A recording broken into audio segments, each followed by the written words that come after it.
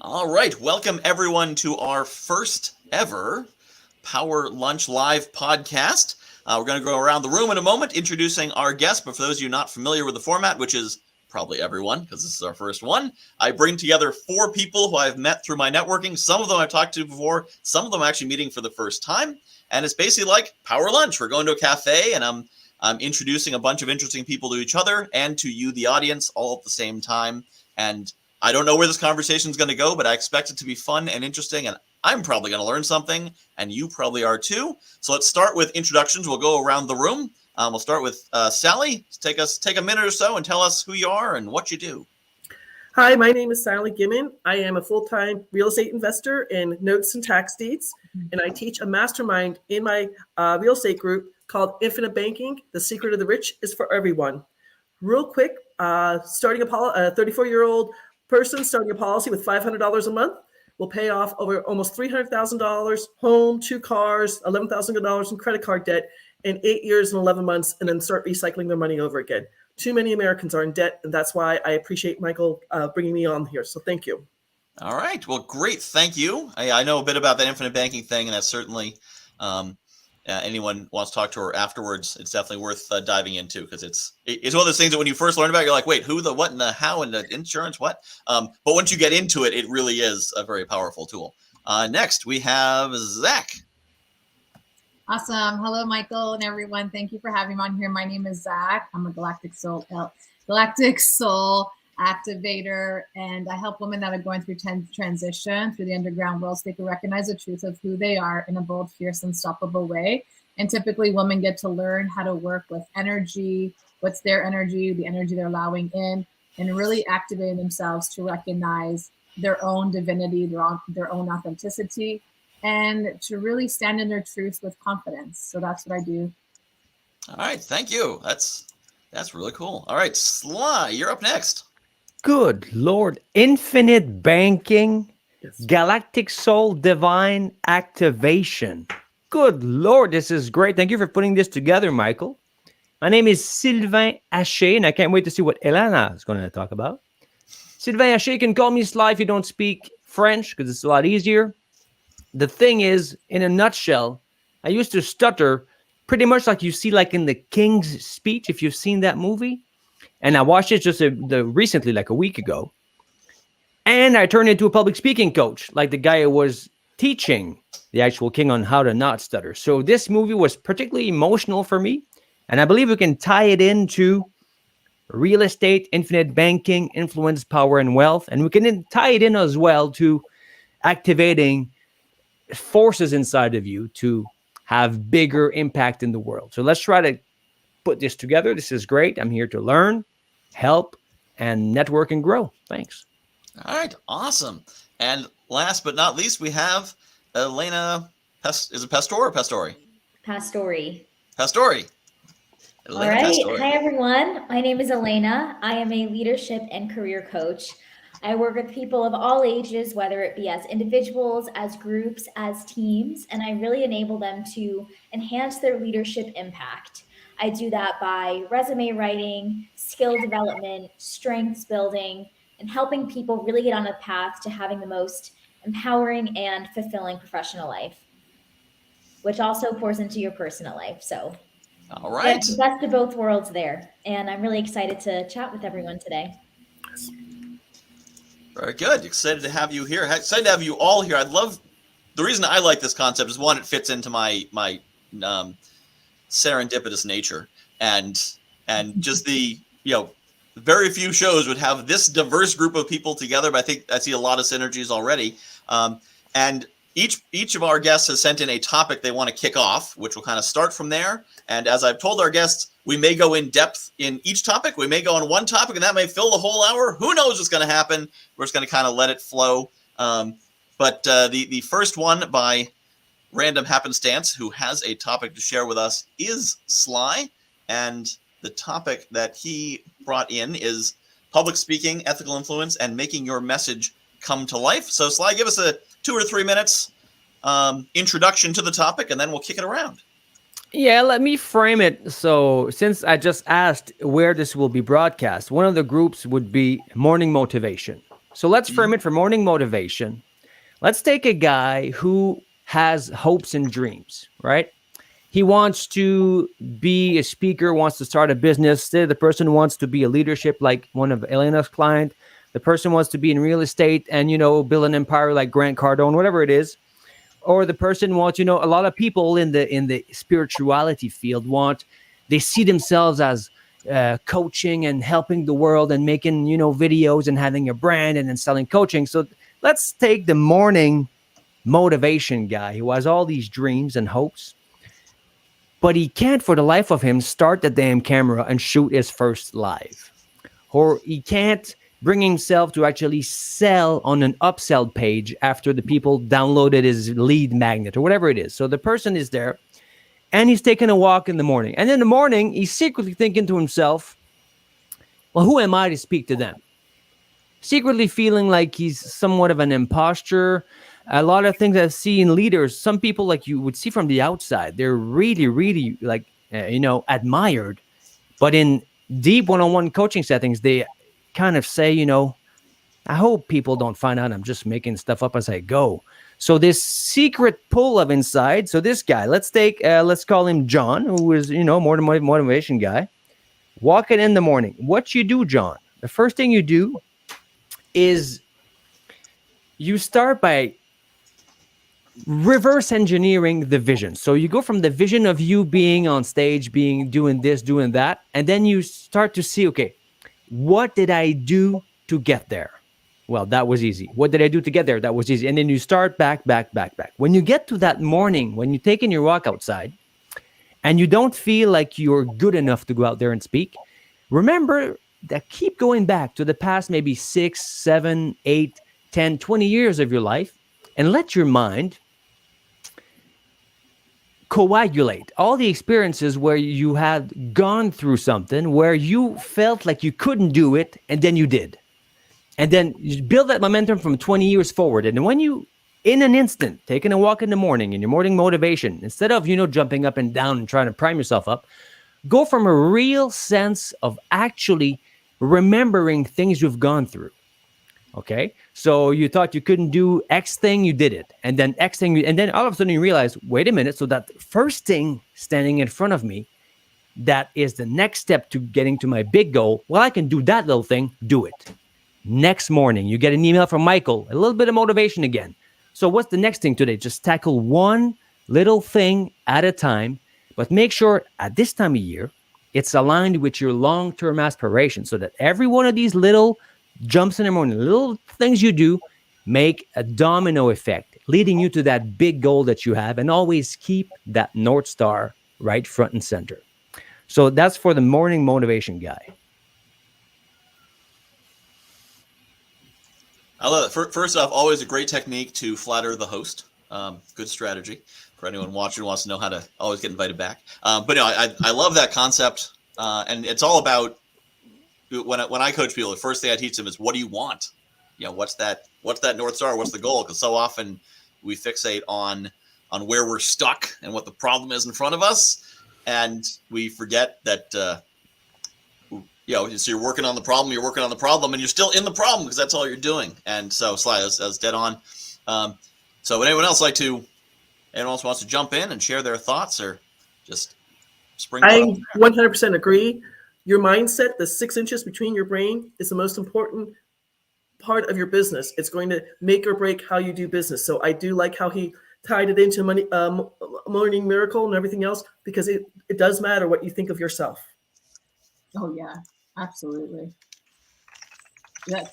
Can I speak, Michael? Go ahead. Yeah, jump on in. Sorry. I don't know how it kind of works. It's so true. It is mindset, but mindset sometimes doesn't always work for us too. And that's where I found when I had to go beyond the mindset, because I came out of a deep depression, and it was interesting because I worked with my mind without even realizing I was working with my mind.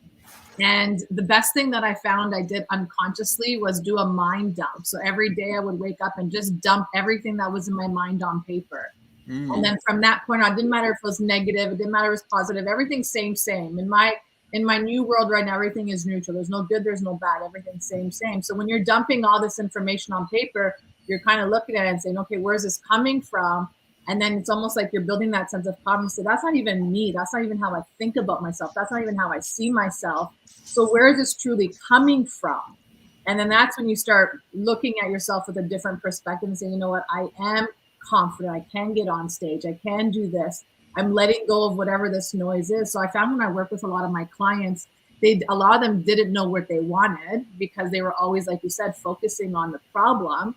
And I think the biggest problem is for people that are coming up, their problem is that they don't know what they want, but they get so confused in the unknown world of, well, how about if it doesn't happen? Or how about if I can't have it? Or how about if I'm alone? So I love the reverse engineering, like you said, Sly, because I think life is all about reverse engineering, from leadership to making more money to awakening to a different aspect of their life. So I love all this.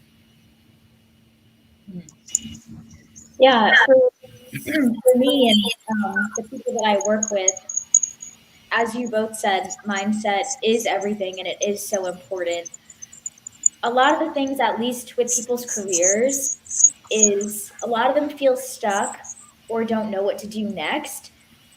But a lot of it is not that they necessarily have no clue, they just think they can't, or they're looking for permission or for validation.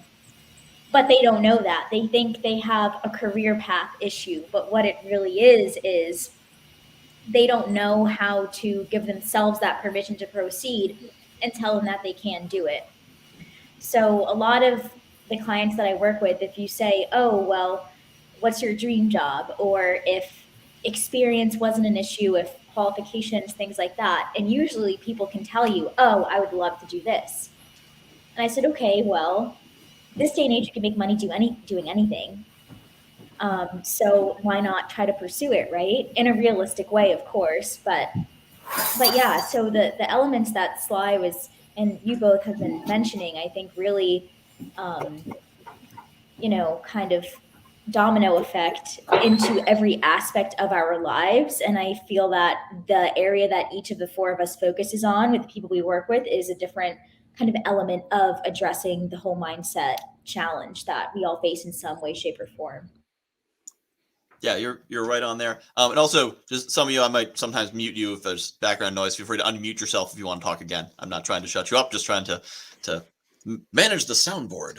But Elena, to what you're saying, I actually had experience along those lines last month. A friend of mine reached out, and she was having trouble finding a job, and she was doing the thing most people do: look for a job. They write a cover letter, they send out an application, they go on Indeed, they hit apply, and then they pray, and that's their whole process. And there's a job. She said, yeah, the job I really want, but I'm not fully qualified. I got an associate's and I have a bachelor's. So it's kind of a reach. So I'm hoping for the best. I'm praying. I said, well, do you know who the decision maker is? And of course I knew what the answer was. She's like, decision. What's the decision maker? How do I, what? I said, well, that resume is going to a person. If you're going to get hired, who's the person? Are they looking at it? What are they looking for? Well, how would I know that? You'd call them. She's like, wait, what? I can call them?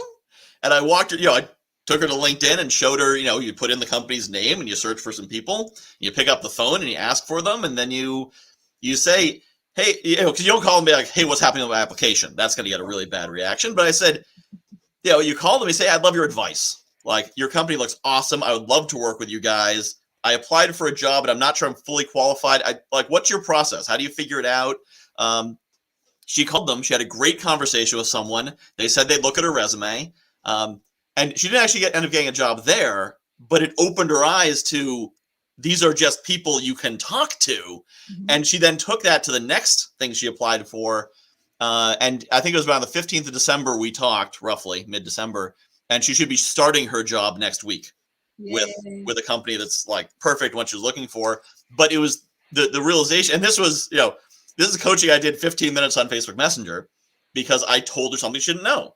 You can talk to these people. They're trying to hire somebody. So they want to have that conversation.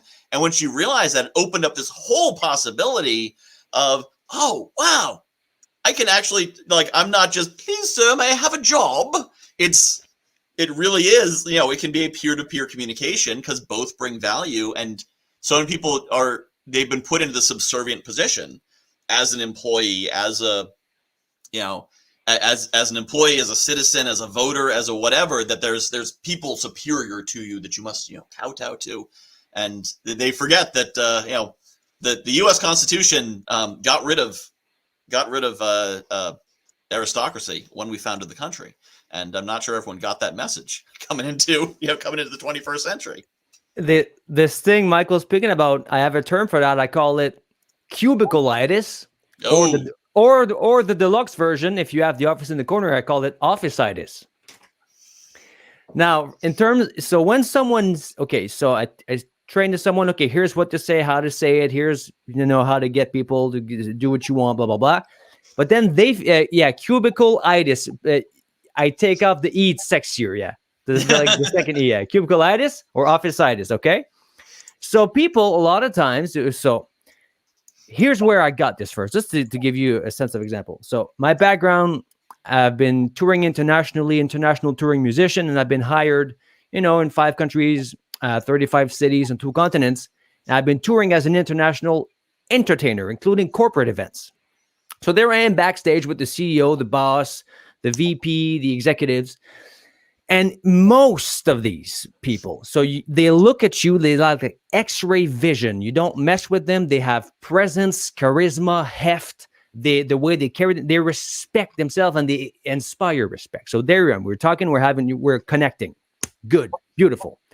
Then I would see them walk towards the stage with a written speech, shaking like this, and I would see them transform into a smaller version. I would see them shrink. I was like leaking and bleeding power on their way to that. I was thinking, what's going on here? So a lot of times these people are used to projecting. We all have a thing called like an energy bubble. Zach, right? The aura, the auric fields, the energy bubble. So some people can say it's 300 feet wide, 50 feet wide, 12 feet wide, 1 feet, whatever it is. So these people are used to projecting that confidence and magnetic aura about the space, the length of a desk at the office. So they're used to, living in that field. Now they go to the stage. And what first thing happens when you step on any stage, there's an auditorium, 300 people, 3,000 people. Your name tag, your imaginary name tag that gives you authority on people, like Michael was saying, they're used to feeling smaller than, all these imaginary name tags disappear. The thing on your door is not there anymore. You're not in an office. You're in the physical moment of a real audience. It's like boxing. Whatever you did yesterday doesn't count. This is live, baby. So they're not used to living bigger and wider in the moment. So just to tie it in, so we have officeitis, which is a thing that people are used to playing in small fields. And then they step on stage, which feels, they don't have their own turf advantage. But then we tie it back to Elena, who was saying something about, it's not that they don't know how, it's that they feel that they can't. And when you get to the bottom of I can't, it's that you got to exert change at the identity level, where I'm not a speaker like Michael. I'm not a healer like Zach. I'm not a bank. I went on Sally's site. Become the bank. I mean, I've been doing copywriting since 2005. And the headline that says "Become the bank" sounds pretty good if you ask me. So if someone is standing in their own skin, and their internal belief at the identity level is I'm not whatever it is I'm doing at the moment, it's just not me. Well, whatever, you can give him all the tools, tactics, and tricks in the world, and the power posing and the breathing and whatever the trick you're putting at, it won't have the same pizzazz, spank, and torque as someone who feels intimately that he or she belongs there, because it's tied to their identity. So just a thought about Michael, about the officeitis part. Yeah. There's something when we're changing ourselves to up level, we have to change our identity. We have to change our character. We have to change our personality to actually match what we're trying to become. Or I don't even like the word trying, the person that we're stepping into. Mm-hmm. And when we step into that person, it's that new vibration, that new mindset, that new recognition. So it's a beautiful place to be, and you can become a great leader at that point as well, because that's when you realize that, I am a leader, and I might not think, because I have this imposter syndrome, that I'm as good as Sly or as Elena, but I have my own skill, and I have my own technique, and I have my own way of doing that. So I'm going to create my version of the best self that I can be for other people. Zach. Cool. You can go. Yeah, it's a lot about becoming the person who can do the thing you want to do, which is huge. So I got something for Zach here. I don't know. Go ahead, and then I want to go to Sally and have her tell us more about what that infinite banking thing is. So Sly, give you the last word on this topic. I'll skip it. It's all right. I'm good. All right. So Sally, we alluded to infinite banking as a concept at the beginning, kind of a bit of a teaser.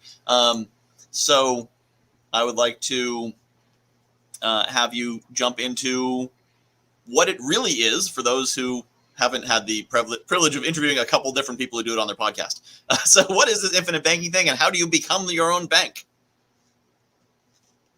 Oh, do I have to unmute you? Yes. Oh, okay. I'm sorry about the boot walker. It's cold here in North Carolina today.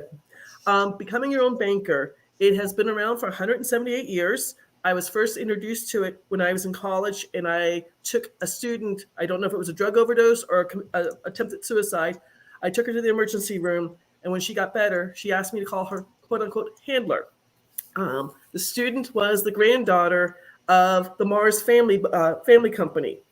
Greg, the handler, gave me a card, and he said, get into insurance and find an infinite banking policy. So for 30 years, I've been looking for it. I have found several policies starting at $50,000 a year, and they don't even blink. Why I love working for IWS Infinite Wealth Strategies is you can start as low as $500 a month. Usually first year, you're at 62%. You can borrow that out, start paying down your highest debt. You get a free mapping session, 2 maps a year. And if you need 3 or you need 4, you can just schedule them. And it's an individualized plan on how to get out of debt. One of my clients, her granddaughter is 27 years old, single mother with 2 kids. She works at a dollar store in Texas. For her, coming up with $500 was very difficult. We were putting money aside for several months, finally started the policy. She's taking the money out. She's paying things off. Her dream is she's going to use the bank to purchase a house in 2.5 years. She has an entire goal and can see how she's going to get to that. And she's giving me 6 more clients just with her starting back in November of 2019. So it's for anybody. And unfortunately, if you have a chance, go online and research BOLI, Bravo Oscar Lima Indian, or COLI, Charlie Oscar Lima Indian. BOLI is bank-owned life insurance. Banks put $1.3 trillion into these policies every year. Companies do it too, to insure people. And, MSNBC did an article back in September of 2021. 80% of Americans have more than $90,000 debt. They have no plan on how to get out of the debt. So exactly what Sly was saying, what Zach was saying, get a plan so you can work on it and get out of debt. And that's what we offer our clients free of charge. And so one of the things, so this uses a customized form of whole life insurance. Correct. A very specialized, sophisticated whole life. Correct. Yep. And of course, a lot of people hear that, they probably heard Dave Ramsey talk about whole life insurance. And actually, Dave Ramsey and his wife have 3 policies, so he's not telling people the truth anymore. But in terms of standard whole life, that's not Correct. That's not what you want. But so it's a special form of that. And as I understand it, the key thing about it is that because of the way it works, you put money in, you take the money out, and it keeps doing the hokey pokey and getting interest on the money that you have now taken out. Correct. For me personally, I started my first policy outside of my company, November 2019, started with $10,000 down, $600 a month. In July, I took a $20,000 loan, bought a piece of property in Rocky Mount, North Carolina, bank owned, $20,000. It sold at auction for $64,000. I took all the $64,000, so $44,000 profit, put it back into the policy, tax-free, so no 23.8% capital gains. Mm-hmm. And now I'm reusing the money to do upset bids and things here in North Carolina right now. I just put in one upset bid, and I have 3 more upset bids working at this point. And I grew my policy from 10,600 November 2019, and now for January with compounded interest rate and the dividends check, I'm at over $64,000 in the policy, and I'm just recycling it over and over again. And people pay down debt. So many people have never heard of it. That's what I'm trying to do, is get the word out to people so they can understand it. It's an easy process. Free cash flow analysis, free physical, free mapping session. You can't sleep when you start your policy. You have 30 days, your money back, no harm feelings or anything else. And I'm helping 70-year-old women pay down, worried about losing their house to tax liens, and they're telling all their grandchildren. It's an amazing thing. Mm-hmm. Yeah, and so sometimes we hear about this, and of course a lot of it is marketing hype, but Correct. Rich do things differently than everyone else. Correct. And so they don't pay the same taxes because they have different tools. And this is one of the more because often these tools are, if you own $1 million in real estate, you can do XYZ. Exactly. Well, I don't own $1 million in real estate, so can't do it. But this is one of those tools that's accessible to people who have more moderate incomes. And that's part of the reason I wanted to share what you're doing, because you're doing something which is an interesting tool. A lot of people I meet have techniques and strategies, but you actually have a concrete tool that people can deploy. Just to give you an idea, we all insure our have auto insurance on our cars, and we have homeowner insurance on our home. Why not insure the money you're making? So, making an extra 3.5% compounded interest rate just makes your money grow higher and higher. Mm-hmm. Yeah. We should Anyone all else have look any into that. thoughts or questions about that? Please, I'm willing to answer any questions. Good Lord. Okay, now, so a few years back, I was in a music store and a guy showed up there with some sort of a Lamborghini or whatever it was, like a sports car. Came out of there, funny guy, joking around, and he told me quickly about an insurance policy thing. And I just went down my system and I typed here, I have it here. I wrote down whole value life insurance and something about insurance policies for your money. So we're in Canada. Does that thing exist here? Is it the same thing? Because I already have this queued in my system for things to do next in my investment strategy section of my system. I do have 3 Canadian clients. They do have an American bank. The company I write with, Foresters, is based out of Toronto. So it is a Canadian company, but Canadians have better tax laws than we do. So as long as there is a Canadian bank, American bank, we can work with people. 2 of my clients in Mexico, Americans in Mexico working, they had to come back to the United States to do the physical because they couldn't guarantee the quality of the physical there. But my real estate group, my one couple, the 38-year-old who retired from the Air Force and his wife, the 34-year-old, they have brought me over 27 policies since March. And one of the grandsons, a 21-year-old kid working in a grocery store in Killeen, Texas, is going to have enough money to retire at age 50. And he's half Mexican, half American. He's going down to the beach, drink beer on the beach at age 50. He's like, I love this policy. Does the physical include like chin-ups, push-ups, and squats, or height, weight, blood, and urine? The nurse actually comes with an EKG and do the EKG right there. I'll be honest, if someone is taking insulin, they would not be insured. I just today had 2 people I had to follow up with.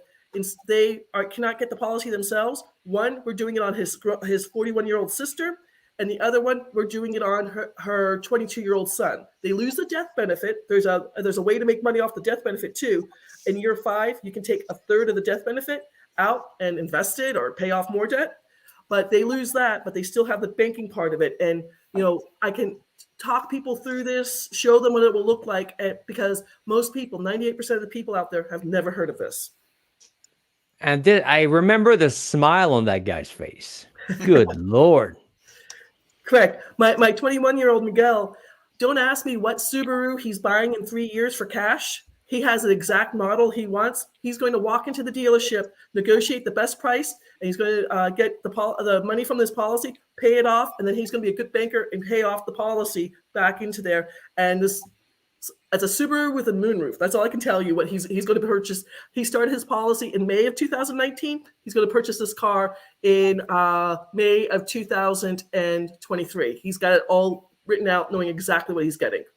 So do you do this as a corporation as well, or does this has to be the human being doing that? What my company, Infinite Wealth Strategies, we do it on an individual. We do have a trust that defers capital gains. If you do put that in, the trust owns the policy. There's no, I don't want to get technical, but the MECLine, Modified Endowment Contract, the federal government says how much you can insure for, that disappears. One of my clients is going from $132,000 death benefit, and in 6 years, she's going to have over a $7 million death benefit because she can recycle her money so quickly with her real estate through the policy in the trust. So But do I mean- you have to be in debt to be part of the program? No. Oh, okay. Yeah, I want to help the 80% of America in debt, just to give them an idea. Personally, not trying to crow, I do well with my real estate. I'm not in debt. I have one policy outside of my company, one policy on my grown niece. Savannah was 28 when she did the physical. I'm paying $500 a month for it and using it for investments. And in 18 years, I'm giving this policy to Savannah for my great niece, Gianna. Gianna is going to have $146,000 tax-free for her freshman year, gap year, or do whatever. And then each year after, have about $12,000 the sophomore year, $13,000 the junior year, and then the senior year, $14,000. Hopefully, with me using it for real estate, I can grow that up for her much faster. But kids going to college right now are drowning in student loans. I mean, if people did this before COVID, they wouldn't have to worry about losing their jobs or losing their homes or anything. And it's the banks and the rich know about it. They just won't teach it. I don't want to get conspiracy theorists, but Little Brown Books, the #1 bookseller to elementary schools, guess who owns that? Bank of America. There's a reason we don't know this information. And my question was, is it better to do it as a corporation? Like, is there, like, can the human being do it, and then can my corporation do it as well? It's going to depend. Like, I have a very specialized trust Okay. that I have it in, so yes. And I also have 2 policies outside the trust. So it's going to be a very specialized answer for you, if that makes sense. Good Lord. And Michael knows, I've heard this a few times before as well. Yes. Man.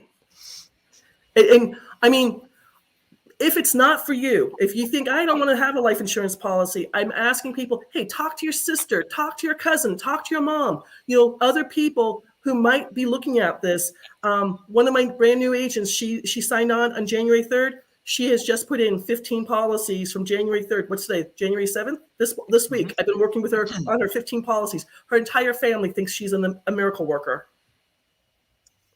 And then, of course, just on the basic level of life insurance, the simple form of it that everyone should have. People always ask, who should have life insurance? And I think the answer is living people. Anybody should. Once you're dead, it's too late. Correct. One of my clients, it's a sad story. They started a policy back in November of 2021. He was just killed in a car accident December 1st, and his family received $230,000 tax-free to help his wife and 2 kids that were remaining. I mean, I don't wish people to be harmed or hurt or die, but unfortunately, we haven't figured out how to save people just yet that far. Yeah.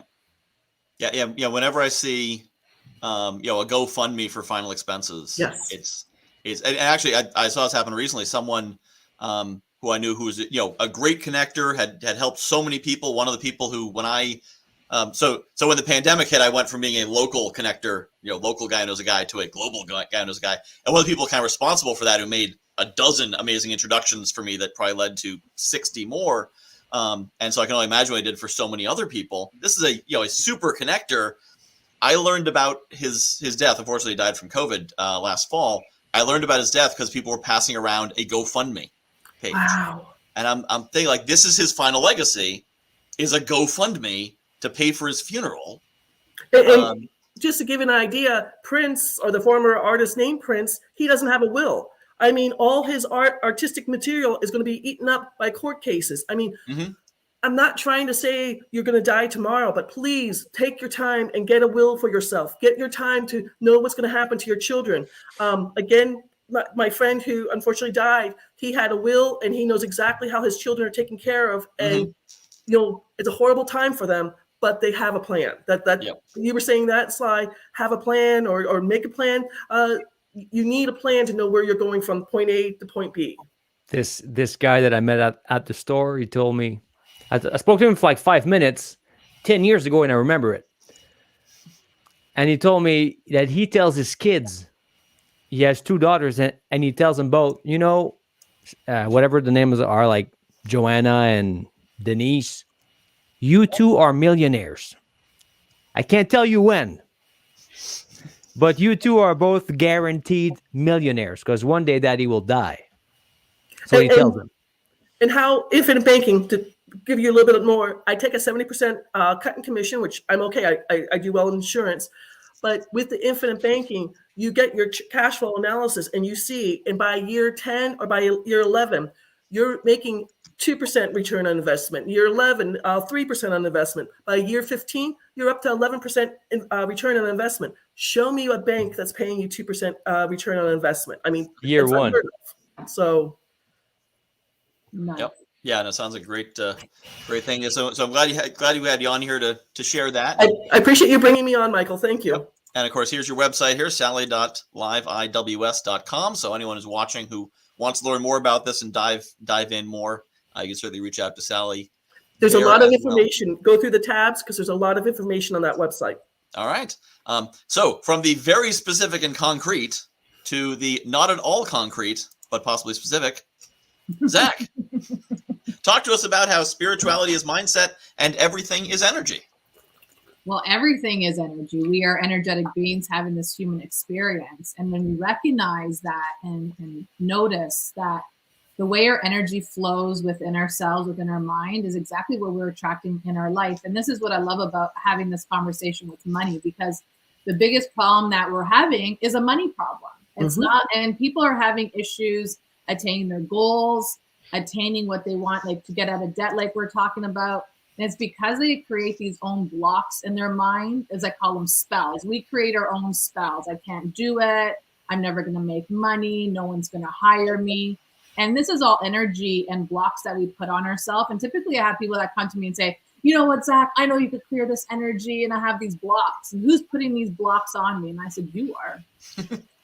Right? And this is what people don't understand, is that when we speak words and we're constantly speaking and we're feeling, it's an energy vibration that we're putting out there. So if we have this mindset that we can't do it, or we're not good enough, or we have imposter syndrome, or no one's going to love me, I'm going to be fat for the rest of my life, I'll never find a job, that same energy is going to trickle back at you. It's like throwing a rock in water, and you're going to have that rippling effect coming back to you. Well, your thoughts, your words, your visions, your views of yourself, your personality, your character are exactly that of what you're speaking about.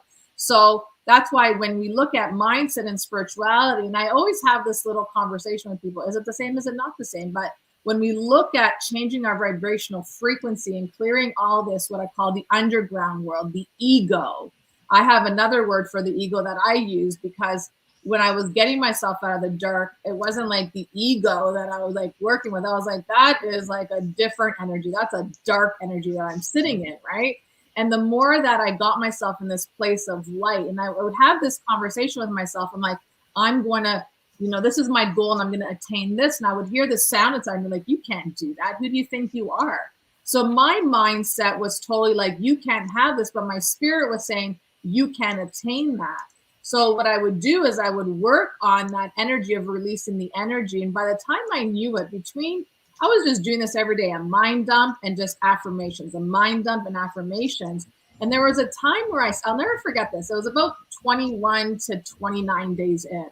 And the reason I remember this is because my sister sent me that mind dump thing, and I never called it a mind dump. And I said something to myself, and it was like, what makes you think you could have that? And automatically this other voice came into my head that said, what makes you think I can't have that? And I, as a human, was like, whoa, there's 2 conversations going on in my mind. And I am literally the observer of this. So that's when I sat back and I thought to myself, what is this? And I heard my mindset is being shifted by the energetic frequency that I'm stepping into. And this just kept on happening to me over and over and over. And when I see clients and they're trying to do this, and I'm like, well, you're going to have to shift your energy if you want to shift your mindset, because you need to see yourself in in that first position. Because if you don't see yourself in that first position, you'll never get there. So you have to see yourself. You have to feel yourself. I always tell you, if you can taste yourself being there, like that joy, that excitement, the unknowingness, and be so thrilled in the unknowingness, you could create anything that you want in your life, because now you're shifting that energetic vibration, and then your mindset starts shifting, and then your actions, and then your determination, everything starts shifting, because now you recognize yourself as, I can do it. Nothing will stop me. I'm the only one that could stop myself. And then you start creating these habits. And this is what it is. It's creating that habit of doing the things that felt uncomfortable, but now feel comfortable because you're doing them slowly every day. And all of a sudden your life just changes. And I just learned that when I was coming out of depression years ago, when I had this whole thing going on in my head with mindset and spirituality and energy. And when those two voices came in my head, and I was like so taken back, I was like, okay, energy and mindset, they're two separate, but they're both working in conjunction with one another. And this is what I teach a lot of people. And yeah, you do have people that put spells and voodoo and witchcraft and and all that stuff. Like, that's still out there, believe it or not. You can believe it or you don't believe it, but I've seen it, so I do believe it. But there's this spells that we put on ourselves, and this is where I like to help a lot of people, is to remove those spells of ourselves. And even from childhood all the way up, like there's people that get into these marriages because they want to run away from their parents. And then they get in these marriages and they're the vision of their parents, and now they're living this relationship, this marriage that's exactly like their parents, and they're going through this cycle. Because I deal with a lot of women going through divorce or all this other stuff, and you see this repeated cycle. But when you change that energy, you change the vibration, change the character, the personality, you change your life, you change your mindset. So that's where spiritual mindset comes in for me. I love it. There's so many great concepts you brought up there. But one thing I found, so my Guy Knows Guy podcast, I interviewed dozens of successful people. So I wanted to, basically, I'm like, a lot of people are making money, more than me. What are they doing? I want to know what it is. Get on my show. And what I found was so many that I was hoping that they'd teach me some strategy. Well, I did this thing and that was it. And over and over and over again, it was a mindset shift. There was a point in their story where they decided to stop failing and start winning. And then things happened. And like, this was the repeated theme again and again and again. And people put it different ways, whether it is mindset shift or energy change or voodoo or prayer or whatever. It's setting intention. It's different terms for setting intention, and you set that intention, and it's incredible when you do it. You set that intention, and a year later, like, how did I get here? All I did was set intention. I didn't even notice I was taking actions. I was just focused on that. And one thing I found is the power of gratitude too, focusing on appreciating what you have, which then puts you in the mindset of looking at the good things, so you move towards those, as opposed to I used to teach driving, and strategy, especially it's winter. I'm here in Connecticut. We've got like 6 inches of snow. My sympathies. It's freezing in North Carolina. Yep. It's freezing in Canada too. Yeah. So for all you about to deal with ice, if your car is ever skidding, look where you want to go, because your instinct is you want to look at the guardrail. And you're like, oh my God, I'm going to hit the guardrail. Well, now you're looking at the guardrail and your brain hears guardrail. Got it. Locked on. Yeah. It's very hard to not hit the guardrail you're looking at. But if you look at the road, which is hard to do because you're like, the guardrail's about to hit me. I don't want to look at the road. If you look at the road, your brain will say, okay, make the adjustments. Whatever the back end's doing, skidding out, you'll automatically make the adjustments to keep you on the road. And the same thing happens in life. If you look at, as you say, if you're thinking about your parents, how you don't want to be like them, don't be like my parents. Don't be like my parents. Don't be like my parents. All your subconscious hears is parents, parents, parents, parents. So, Michael, that's perfect. I've seen a documentary where they film squirrels in slow motion, flying through the air, getting propulsed by some sort of a mechanical device. And the first thing that the squirrel does is it locks the head where it wants to go, and then you see the body adjust so that they fall on their exact same thing. And while Zach was explaining, You want to go from a relationship to move away from the parents thing. I don't know why, but it made me think about the Bhagavad-Gita, which is like the Hindu Bible. And then Hinduism, which refutes everything about that. But the Bhagavad-Gita came from a series of books called the Upanishads, which talks about, it's been written more than 5,000 years ago, talks about the wisdom of the ancients. So 5,000 years ago, the ancients already knew that. It was old news. And then Buddhism, by reading that, they said, no, we're going to go opposite to that. But they still use that as a springboard to create another very influential religion. Same thing. So whether you're going away from something or towards, that's something that you have in mind is very important. It's always there. Just like Michael was saying. Yeah, Zach, I had somewhat of a similar experience to you when I started about the kind of hearing two different voices telling you two different things. When I started my business, and I don't know if anyone else in this room can maybe relate to this as well, but I knew in my heart I could do what I was setting out to do in achieving my mission and helping the people that I wanted to help. But then when I would go and verbally express that to people, instead of saying I am a leadership and career coach, I would say I'm starting a business doing this, or I'm gonna do this, as opposed to making it my current reality in a very definitive way. And I felt very confident. Like I said, I knew in my heart I was capable, I was going to be successful.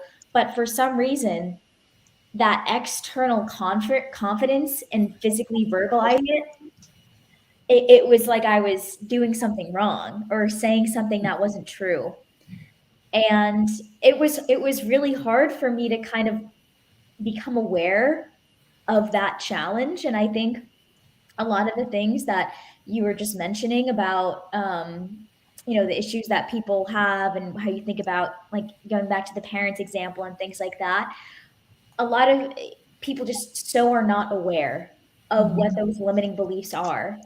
And I also have a coach, and he was the one that really opened my eyes to the fact that I think we all have limiting beliefs to some extent.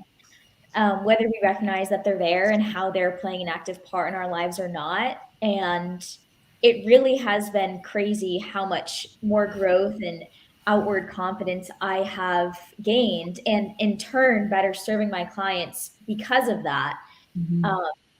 And it's just, really exponential. I've really experienced exponential growth, as I'm sure, again, you all have in your businesses as well. And and just kind of knowing what the truth is and not listening to that part of it that's challenging you and telling you can't. I started with a coach in April of 2021, and her comment was, write down your number one goal 100 times in the morning and 100 times in the evening. And I'm like, I'm too busy. I started doing it, and in August, my real estate group had a thing down in Cabo San Luca, and my roommate's like, what are you doing? And I'm like, writing my goal for what I'm dealing with. And she's like, what if I start doing it? Both of us hit our goals before December 31st of 2021. And I think just concentrating on what you want, what you think you can accomplish. Why wasn't I taught this in 8th grade? Why wasn't I taught this in 6th grade? Because you know who owns the books. Yep. Right. Maybe I should do that too. Yeah. I mean, it sounds repetitive, but you're concentrating, writing 100 times on whatever your personal goal was. I had a very specific goal, and no offense, Elena, I told my CEO, this is how many policies I'm going to have by December 31st. He goes, why not? I'm like, it's a huge number, and I reached that number. So Yeah. What do they call it? A hairy something goal? Hairy audacious goal? Big hairy audacious goal. Yeah. Yes. Yep. Yeah, every time you were writing that down, Sally, what you were doing is that you were changing the energetic frequency, because when we write things and we see things, we actually change the vibration of our body. And that's why writing it down is actually better than typing it. So yes. I tell a lot of people, don't even use a pen, put it in pencil, because that brings you back to the ancient times. So when you're doing it in pencil, you're bringing yourself back to where you're really what's the word I'm looking for? Where you've come from, because that's it's like when we're doing things, don't use a lighter, we use a match, right? That's like an ancient thing. So every time you wrote that, you were changing the vibrational frequency of your body by aligning your mind and your spirit together, because your mind was saying, I could get this goal. And now your spirit's rising up that energy to say, oh yeah, we're definitely going to get this goal. We're definitely going to create this. So you brought a path to you. You created a pathway to you for that goal to come towards you.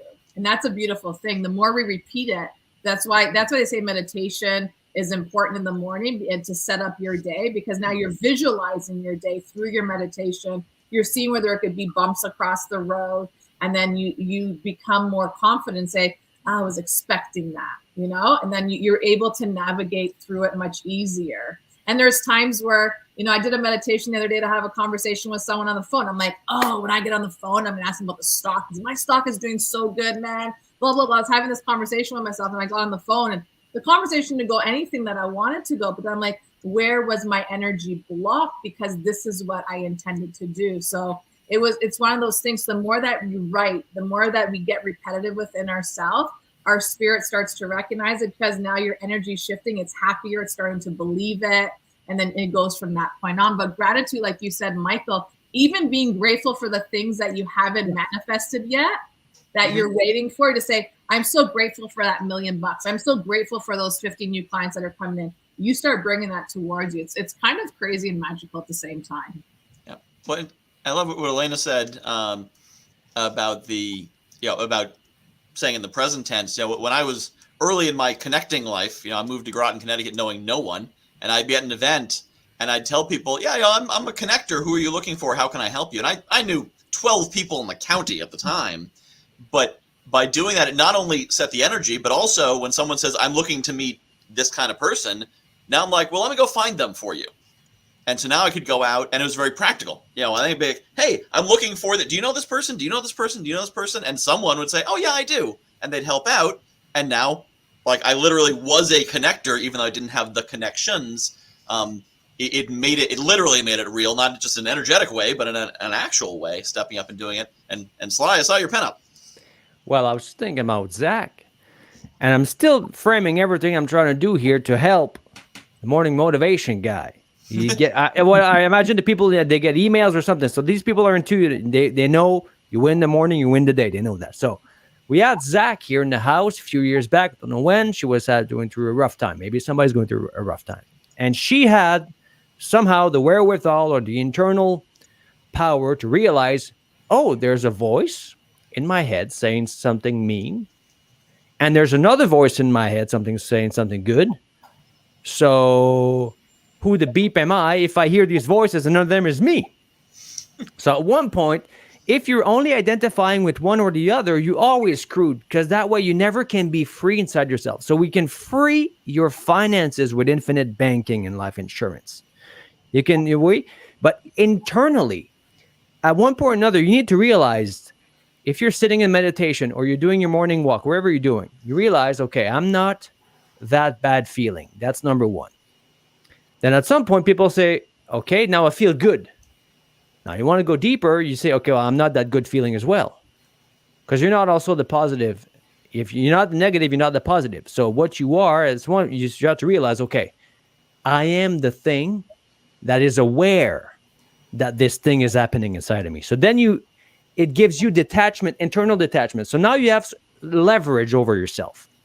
Not financial leverage, but it can help. So you got leverage inside yourself against your own thoughts. And then after some meditation and some working out internally or working in, you realize I am the thing that is aware that it is aware. And at one point, when you realize internally that you are not a person per se, or not a thing, you're not your name or your family history, you are more a what than an who. And that what is the light of awareness itself that shines the light from inside, for which you got the projector. So you're the light behind the projector. So whatever you see, you're not what's being projected. You're the light itself that projects it. And when you can go back inside yourself in layers and identify with that, well, then your morning motivation becomes allowing the forces of life to manifest what they or it wants to manifest through your physical incarnation right here and right now. And you access deeper levels of power within yourself and within your industry. And then you can start to make things happen. Like Michael's saying, I move on to a new state, a new county, new place. I know my wife and I know me. I know inside of me there's thoughts and feelings, and I know I can see past that. I'm the connector guy. How can I help you? Who do you want to know? That straightforwardness, that confidence in the eyes and in the handshake gets transmitted through the energy lines or the wires or whatever the people are scanning for when they meet you. And when they see that, connect with that, and hear that, they say, I can trust that guy, I can trust that person, and I want to do business with them. So internal freedom can lead to external freedom a lot more than sometimes external freedom can lead to internal freedom, because we all know millionaires who are, feel bad inside. Yep. So that was a fantastic summary. We're actually coming to the top of the hour. We have filled an hour. I know it felt like about 10 minutes, That was easy. but that was a whole hour. So I'm going to go around, have you each share a quick, 30-second parting thoughts. Feel free to say your website out loud, because this is going out in audio on my podcast feed as well. So whatever final thought you want to share, and it can be self-promotional as well. So we're going to start with Zach, because you came up big on the screen first. Awesome. My final thought is just be you at the end of the day, because at the end of the day, when you take care of you, everything around you shifts and changes. And really, no one really cares. Really, no one cares. Everyone has their own problem. And if you constantly are finding yourself thinking about something that is putting a damper to your day and you're wondering what it is, the best way that I've dealt with that is just saying, that's not a me problem, that's a you problem. And the more that I allowed that to happen, magical things happened after that, clearing my energy frequency. So you can reach me at zachliotis.com and join our book club, because that's what we're doing as well next. So thank you so much to everyone here. This has been a great discussion, and thank you so much for connecting us here today, Michael.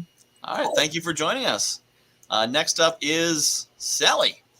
First off, Michael, what an amazing group. I can't believe an hour went by so fast. I want to leave this with your podcast guests or your morning motivations, or a guy who knows a guy. Infinite banking is a new concept. Don't think if you don't understand it, completely understandable. I'm here to help y'all. My website, sally.liveiws.com, or to reach out to me for email, sally.gi, M as in Mary, O, N as in Nancy, at liveiws.com. I'm here to help y'all. I've enjoyed talking to Zach, Sly, and Elena. And Michael, thank you for doing this.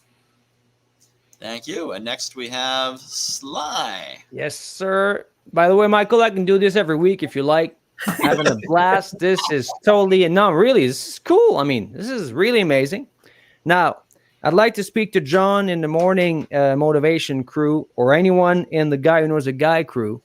If you have to go on stage or on camera or on video or on TV or in the news, and you need to prepare for any type of event, I have a free checklist you can use to prepare. There's 17 items on there that if you can honestly check all 17, you will have what I call rock star levels of confidence for anything from a Zoom call to Carnegie Hall. But the trick is, if you can check the first one, you're 80% of the way there in 1 second. Wow. Depending on when you watch this, you can go to rockstarpresencesecrets.com or nextlevelpublicspeaking.com to get it for free. Thanks again. All right. Thank you. And Elena. I definitely learned a lot today from all of the great other speakers here. So thank you for joining us together in such a dynamic way. And my piece of advice, I guess, would be to believe that you can be unstuck in situations where you think that there's no other option. Like I said, most of my clients, I feel like they need someone to give them permission or tell them it's okay. So this is me telling you, you can do it and create a realistic journey in order to attain that career or other professional leadership goal. Great. And your website? Oh, yeah. It's ElenaPastori.com. That's Elena with an E. All right. Awesome. And so thank you all for being a part of this. And wait, let me bring the right person up here. That's the button. Yes, I'm the right person. I'm the host. You're the right All right. Thank you all for being on the show. This has been fantastic. For all the guests, you are welcome to it's kind of like a ride. You can now get back in line and then you'll cycle back through again. So this isn't like a typical podcast where people are up once and never seen again. I kind of want to build a community of people who we see regularly on a regular basis. So it's been great having all of you here. It's been so much fun. And thank you all for being a part of it. Thank you, Michael. I hope Thank you all you, have a Thank you. beautiful 2022.